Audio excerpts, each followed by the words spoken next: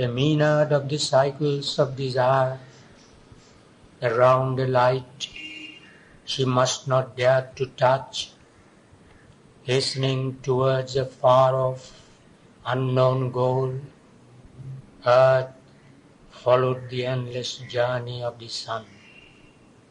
A mind but half away in the swing of the void, on the bosom of inconscience, dreamed out life and bore this finite world of thought and deed across the immobile trance of the infinite.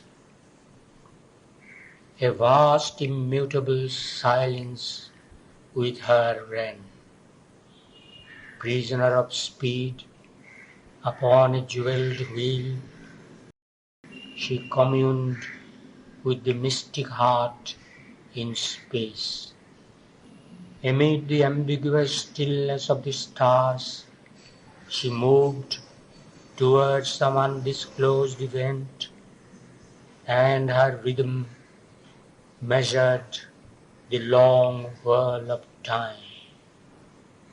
In ceaseless motion round the purple rim, day after day sped by like colored spokes, and through a glimmer of shifting hues of air, the seasons drew in linked significant dance, the symbol pageant of the changing year.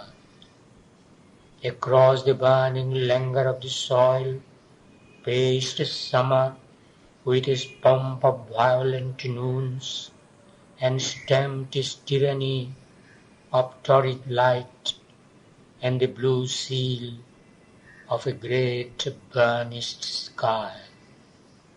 Next, through its fiery soon, or clotted knot, rain-tide bursting upon torn wings of heat, startled with lightning's ear's unquiet drowse, lashed with life-giving streams that top its soil, overcast with flare and sound and storm-winged dark, the star-defended doors of heaven's dim sleep, or from the gold eye of her paramour, covered with packed cloud veils, the earth's brown face.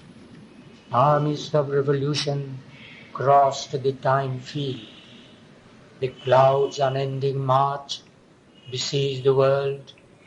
Tempests, pronunciamentos claimed the sky, and thunder drums announced the embattled gods. A traveller from unquiet neighbouring seas, the dense-maned monsoon rode neighing through earth's hours. Thick now the emissary javelins, enormous lightnings split the horizon's rim, and hurled from the quarters as from contending camps, myriad heaven's edges steep and bare and blind. A surge and hiss, an onset of huge rain, the long straight sleet drift, clamours of winged storm charge, throngs of winged faces, rushing of winged feet, hurrying, swept through the prone afflicted place. Heaven's waters trailed and dribbled through the drowned land. Then all was a swift stride, a Sibylline race, or all was tempest shout and waters fall. A dimness sagged on the grey floor of day. Its dingy sprawling length joined morn to eve, wallowing in sludge and shower, it reached black dark. Day, a half-darkness, wore as its dull dress. Light, looked into dawn's tarnished glass, and met its own face there, twin to a half-lit night's. Downpour and drip and seeping mist swayed all, and turned dry soil to bog and reeking mud. Earth was a quagmire, heaven a dismal block. None saw through dank, drenched weeks the dungeon sun. Even when no turmoil vexed earth's sombre rest, or a faint ray glimmered through weeping clouds, as a sad smile gleams, veiled by returning tears, all promised brightness failed, at once denied, or soon condemned, died like a brief-lived hope. Then a last massive deluge thrashed great mire, and a subsidizing mutter left all still, or only the muddy creep of sinking floods, or only a whisper and green toss of trees. Earth's mood now changed. She lay in lulled repose. The hours went by with slow, contented tread. A wide and tranquil air remembered peace. Earth was the comrade of a happy sun. A calmness near as of the approach of God, a light of musing trance lit soil and sky, and an identity, an ecstasy, filled meditation's solitary heart. A dream loitered in the dumb mind of space. Time opened its chambers of felicity, an exaltation entered, and a hope. An inmost self looked up to a heavenlier height. An inmost thought kindled a hidden flame, and the inner sight adored an unseen sun. 3 thoughtful seasons passed with shining tread, and scanning one by one the pregnant hours, watched for a flame that lurked in luminous depths, the vigil of some mighty birth to come. Autumn laid in the glory of her moons, and dreamed in the splendor of her lotus pools, and winter and dew time laid their calm, cool hands on nature's bosom, still in a half sleep, and deepened with hues of lax and mellow ease the tranquil beauty of the waning year. Then spring, an ardent lover, leaped through leaves, and caught the earth bride in his eager clasp. His advent was a fire of irised hues, his arms were a circle of the arrival of joy. His voice was a call to the transcendent sphere, whose secret touch upon our mortal lives keeps ever new the thrill that made the world, remolds an ancient sweetness to new shapes, and guards intact, unchanged by death and time, the answer of our hearts to nature's charm, and keeps forever new, yet still the same, the throb that ever wakes to the old delight, and beauty and rapture and the joy to live. His coming brought the magic and the spell. At his touch, life's tired heart grew glad and young. He made joy a willing prisoner in her breast. His grasp for the young gods upon earth's limbs. Changed by the passion of his divine outbreak, he made her body beautiful with his kiss. Impatient for felicity, he came, high fluting with the coil's happy voice, his peacock turban trailing on the trees. His breath was a warm summons to delight. The dense voluptuous azure was his gaze. A soft celestial urge surprised the blood, rich with the instinct of God's sensuous joys. Revealed in beauty, a cadence was abroad, insistent on the raptured thrill in life. Immortal movements touched the fleeting hours. A godlike packed intensity of sense made it a passionate pleasure even to be. All sights and voices owe a single charm. The life of the enchanted globe became a storm of sweetness and of light and song, a revel of color and of ecstasy, a hymn of rays, a litany of cries. A strain of choral priestly music sang, and swung at the swaying censer of the trees, a sacrifice of perfume filled the hours. Ashokas burned in crimson spots of flame, pure like the breath of an unstained desire.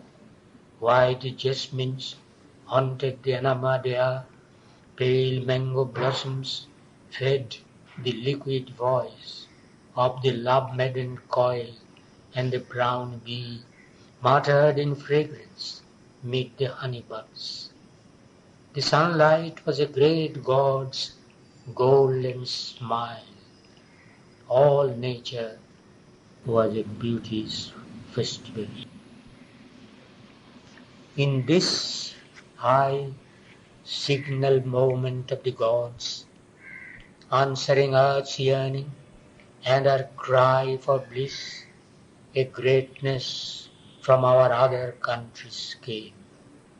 A silence in the noise of earthly things immutably revealed the secret words. A mightier influx filled the oblivious clay. A lamp was lit, a sacred image made. A mediating ray has touched the earth, bridging the gulf between man's mind and God's, translating heaven into a human shape. Its brightness linked our transience to the unknown.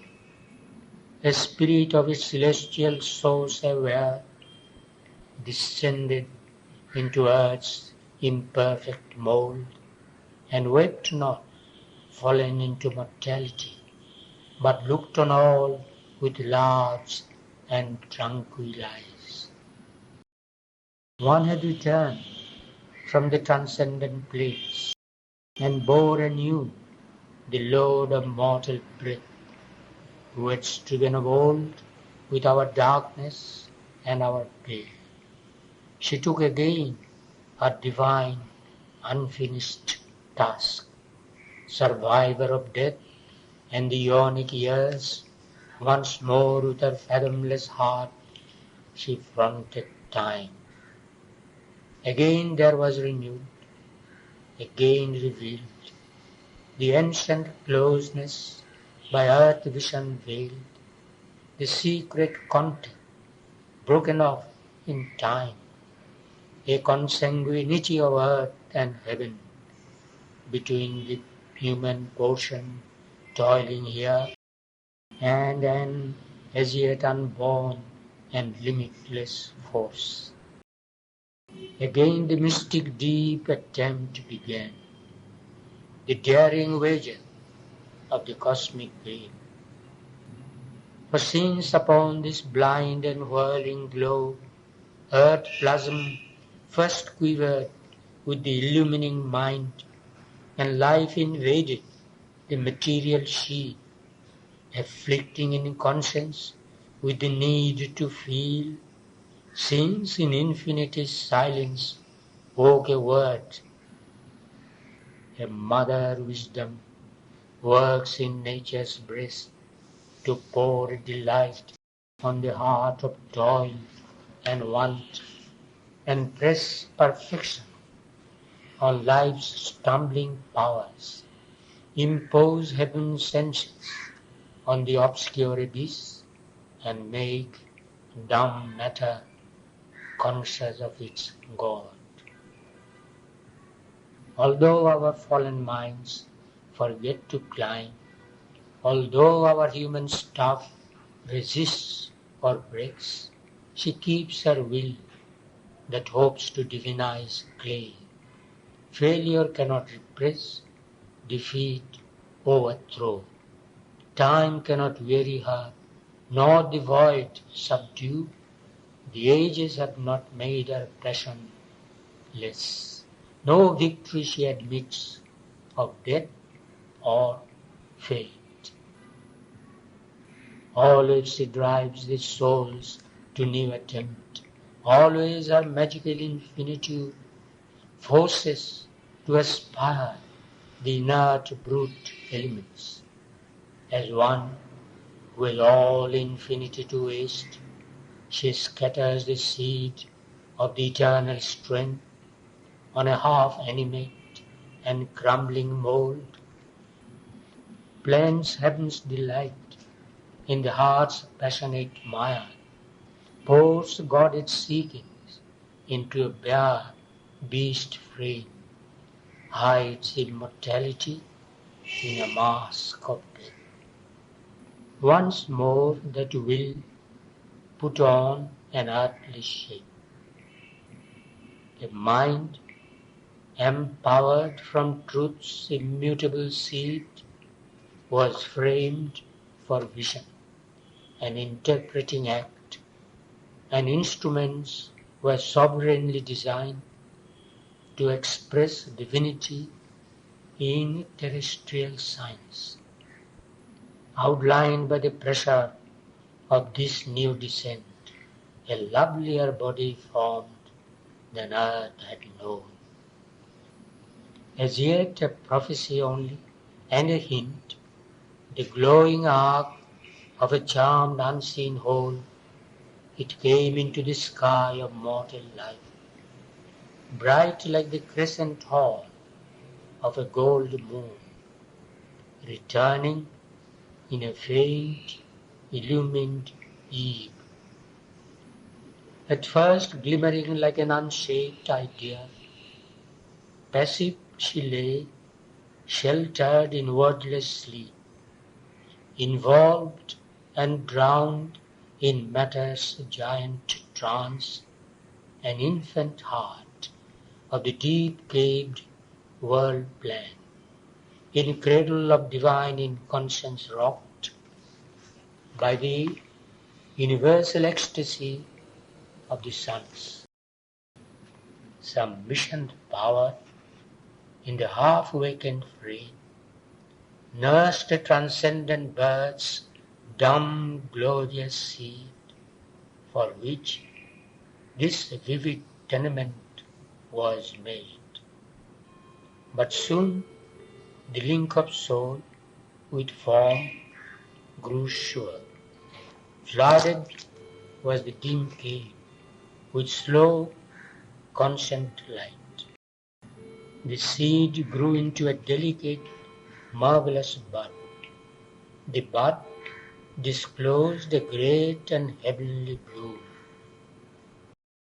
At once she seemed to found a mightier race, arrived upon this strange and dubious globe, the child remembering inly a far home, lived, guarded in her spirit's luminous cell, alone mid men in her diviner kind. Even in her childish movements could be felt the nearness of a light still kept from earth, feelings that only eternity could share, thoughts natural and native to the gods. As needing nothing but its own rapt flight, her nature dwelt in a strong separate air, like a strange bird with large rich-colored breast that sojourns on a secret fruited bough, lost in the emerald glory of the woods, or flies above divine unreachable tops. Harmoniously she impressed the earth with heaven, aligned to a swift rhythm of sheer delight, and singing to themselves our days went by. Each minute was a throb of beauty's heart.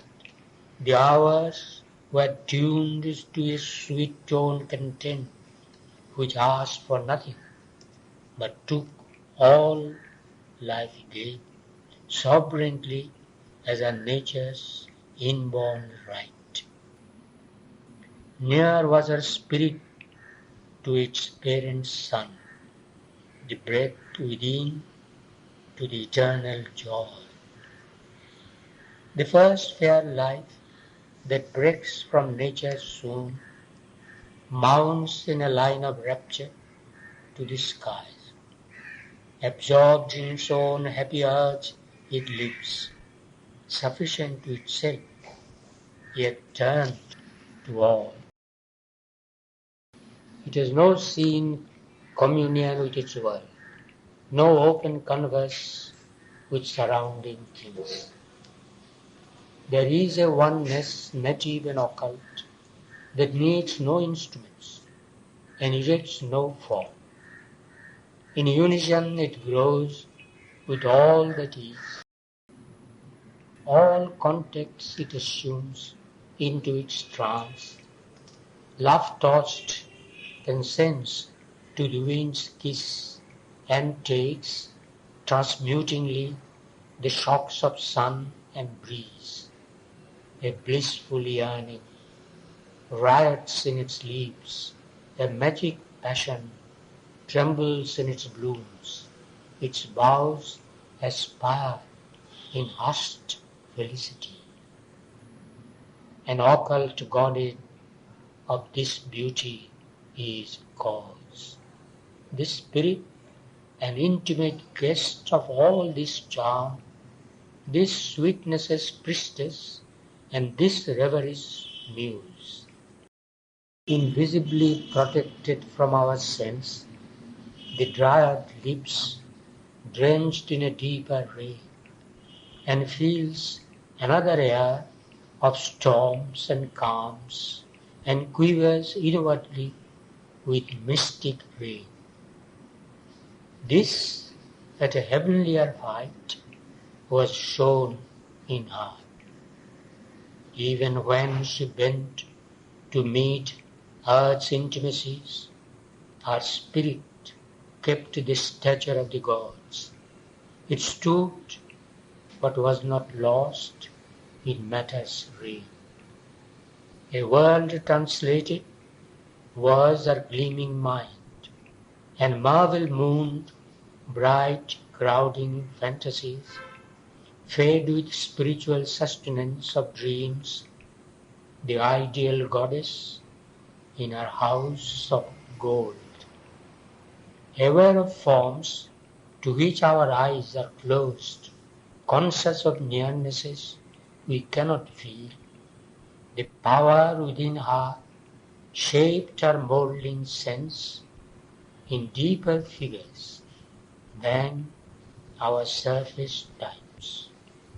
An invisible sunlight ran within her veins and flooded her brain with heavenly brilliancies that oak a wider sight than earth could know. Outlined in the sincerity of that ray, her springing childlike thoughts were richly turned into luminous patterns of her soul's deep truth, and from her eyes she cast another look on all around her than man's ignorant view. All objects were to her shapes of living selves, and she perceived a message from her kin in each awakening touch of outward things. Each was a symbol power, a vivid flash. In the circuit of infinities half known, nothing was alien or inanimate, nothing without its meaning or its call. For with a greater nature she was one. As from the soil sprang glory of branch and flower, as from the animal's life rose a thinking man, a new epiphany appeared in her, a mind of light, a life of rhythmic force, a body instinct with hidden divinity, prepared an image of the coming God. And when the slow rhyme of the expanding years and the rich murmurous swarm work of the days had honeypacked her sense and filled her limbs, accomplishing the moon-awe of her grace, self-guarded in the silence of her strength, her solitary greatness was not less. Nearer the Godhead to the surface breast, a sun replacing childhood's nebula, sovereign in a blue and lonely sky. Upward it rose to grasp the human scene. The strong inhabitant turned to watch her field. A lovelier light assumed her spirit brow, and sweet and solemn grew her musing gaze. Celestial, human, deep, warm, slumbrous fires woke in the long finch glory of her eyes, like altar burnings in a mysterious shrine. Out of those crystal windows gleamed a will that brought a large significance to life. Holding her forehead's candid stainless space behind the student arch, a noble power of wisdom looked from light on transient things. A scout of victory in a vigil tower, her aspiration called high destiny down, a silent warrior placed in a city of strength, inviolate, guarding truth's diamond throne. A nectarous haloed moon, her passionate heart loved all, and spoke no word, and made no sign, but kept her bosom's rapturous secrecy, a blissful, ardent, moved, and voiceless world. Proud, sweet, and joyful ran the wave of life within her like a stream in paradise. Many high gods dwelled in one beautiful home.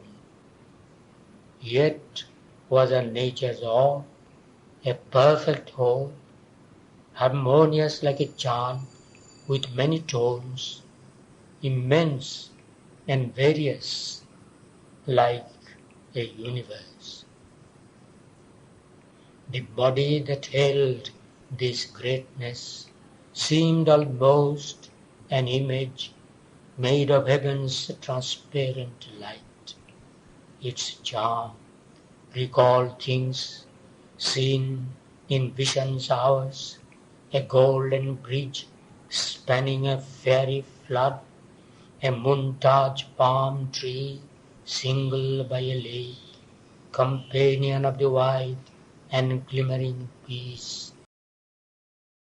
A murmur as of leaves in paradise, moving when feet of the immortals pass, a fiery halo over sleeping hills, a strange and starry head alone in night.